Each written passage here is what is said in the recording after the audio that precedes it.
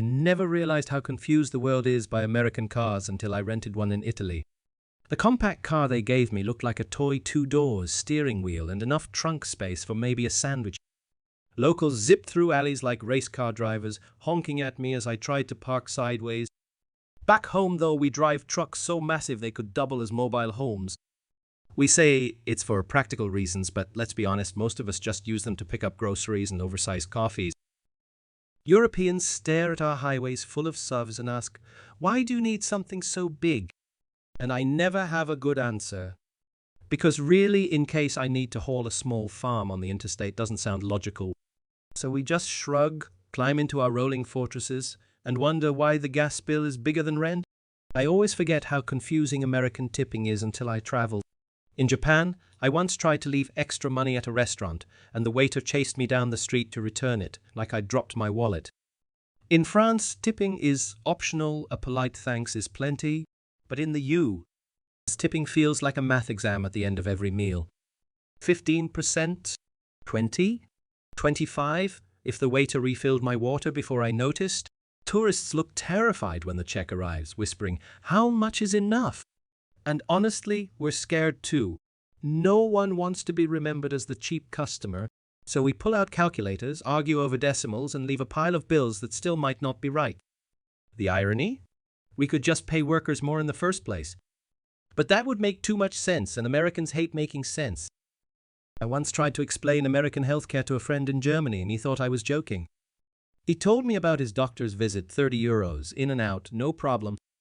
I told him about mine, 2 hours waiting, 5 minutes with the doctor, and a bill larger than my rent. He nearly spit out his beer.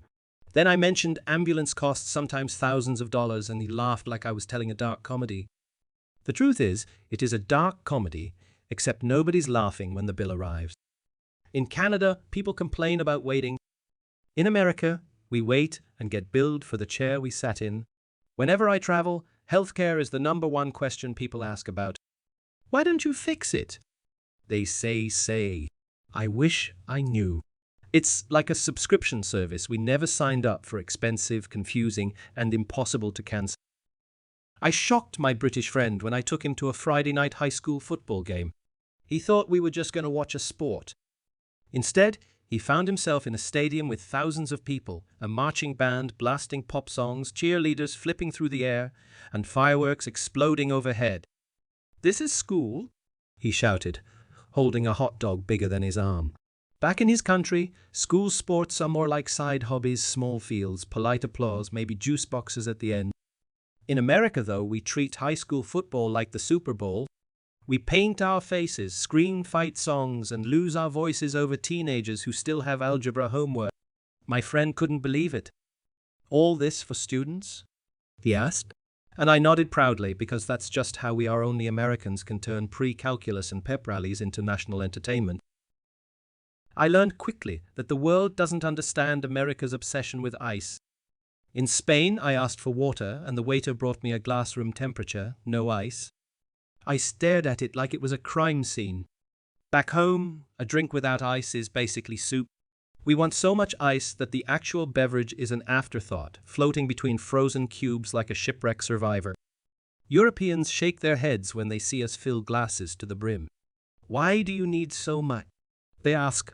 I can't explain it. Ice is just happiness. Restaurants in the US measure generosity by how much frozen water they give you. Even our sodas are so loaded with ice that you finish the drink in 2 sips. Abroad, they sip wine slowly. In America, we crunch ice like it's a national pastime. And honestly, it kind of is. I didn't realize how many flags America has until I left the country. In Europe, flags hang on government buildings or national holidays. In America, we put them everywhere: schools, trucks, swimsuits, even coffee mugs. My German friend visited once and asked, "Is there a parade?" Nope, it was just Tuesday. We treat the flag like seasoning, sprinkle it on anything, and it instantly becomes patriotic. The world sees it as overkill, but to us, it's normal. I once saw a flag painted on a barbecue grill. Nothing says freedom like searing burgers on the stars and stripes. When I explained this to an Italian, he shook his head and said, "We love our country, but we don't wear it as pants." Fair point. Outside America, Nationalism feels reserved and subtle. Inside America, it's basically wallpaper. And yes, sometimes we do salute it before eating potato salad. I confuse people abroad with American small talk. At home, how are you? Is basically a greeting, not a question. Strangers at the grocery store chat about the weather, sports, or the price of eggs. But when I asked, how are you? In London, the man actually told me. 20 minutes later, I knew his childhood trauma and his cat's medical history. Americans expect a quick fine thanks. We don't want your life story, we just want to keep the line moving. Europeans, on the other hand, think we're fake because we smile and ask without caring. Honestly, they're right. But that's the charm. We thrive on meaningless chatter. Once, I complimented a stranger's hat in Germany and she looked at me like I'd proposed marriage. We Americans don't mean everything we say, but we say a lot. Sometimes noise is our love language. I learned fast that American holidays confuse everyone else. In Britain, Halloween is small, a few costumes, maybe some candy. In America, it's a full-scale production, fake skeletons on lawns, haunted houses, and enough candy to cause nationwide sugar comas. Then there's Thanksgiving, which baffles foreigners completely. So you eat a giant bird, watch football, and shop the next day like gladiators? Exactly. Even our patriotic holidays confuse people. Fireworks in July? Yes. Hot dogs in September? Also yes. And don't forget how Christmas starts in November. By December, we're exhausted from all the jingling bells and inflatable Santas. My French friend asked, do Americans rest? Our holiday season is basically a marathon of food, lights, and mall discounts. The rest of the world celebrates calmly, but we crank everything to maximum volume. Subtlety? That's not in the American calendar. I always dread explaining America's relationship with guns to foreigners. In Australia, my friend told me their gun laws are strict and people barely think about them. In America, we have entire stores dedicated to firearms right next to the camping gear and fishing poles.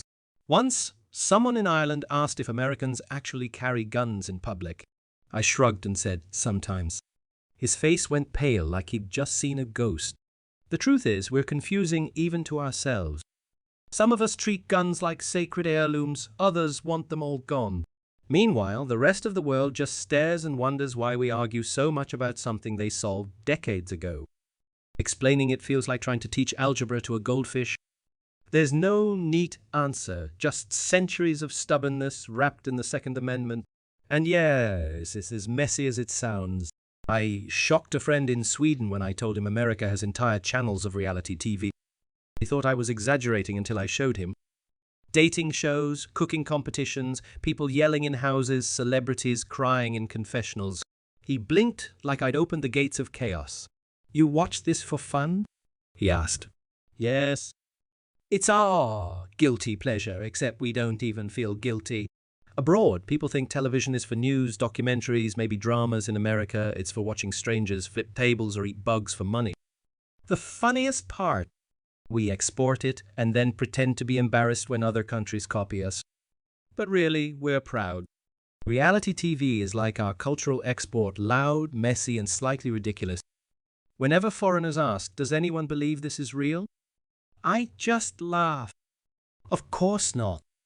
But that doesn't stop us from binge-watching every season. I once took a British friend to a football tailgate and he thought it was the actual event. We weren't even inside the stadium yet, just in the parking lot surrounded by grills, tents, music, and enough food to feed a small country. This is before the game? He asked, staring at burgers stacked like skyscrapers. Yeah. For Americans, the pre-party is just as important as the game. Abroad, sports fans might grab a beer, maybe a snack,